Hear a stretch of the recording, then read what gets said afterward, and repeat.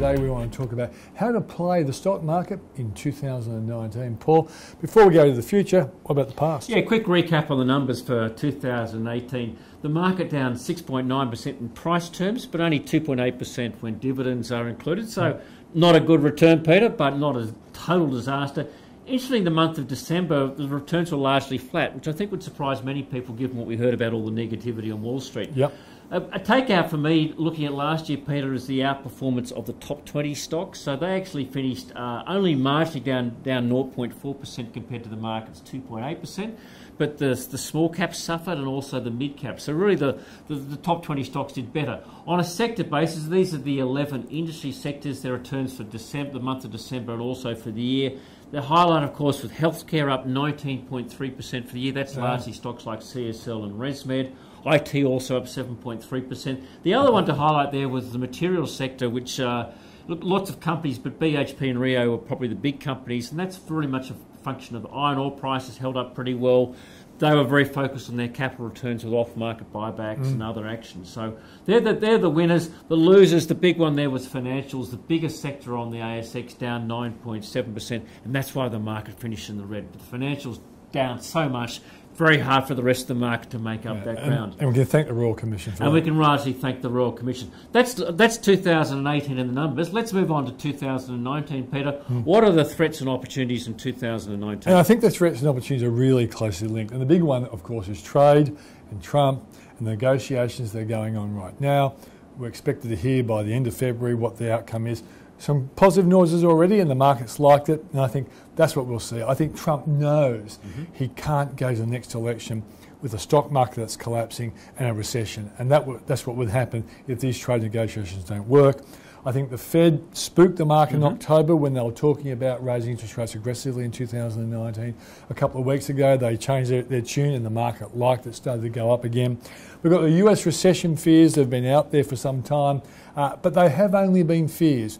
We saw only in December 315,000 jobs were created in the US. That's hardly an economy that's heading towards recession. And finally, US reporting season starts in February. Look, when the sell-off was at its worst, Paul, if you looked at the PE, the implied profit growth for this quarter that we'll be looking at was 0%. And no one believes that. So it was an overselling situation.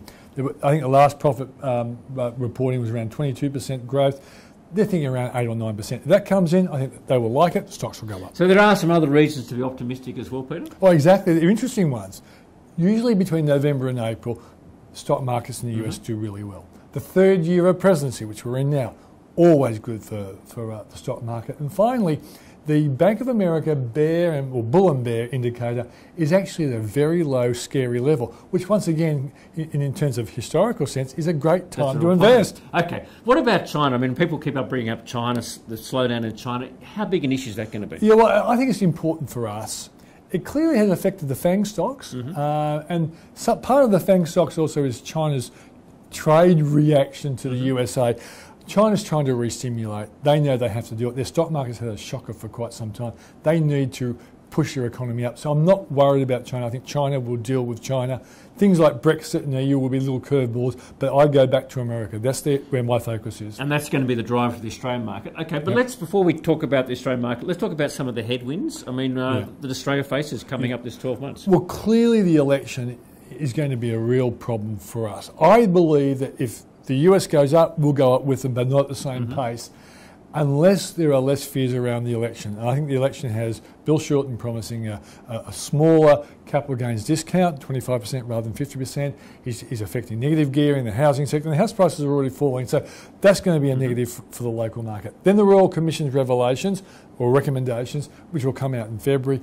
How the government responds and how Labor responds could really spook the market. I know you and I both agree that we think the market has overpunished the financial stocks, and probably when the recommendations come out, they could go for a rise up. But it will depend on how Labor and the government responds to recommendations. And finally, the economy itself, although reporting season has to be focused on, I think our reporting season will be okay, because I do believe the economy, though slowing, is not going to go down to terribly low levels. So should we be really concerned about the economy slowing here, or do you think that's just a...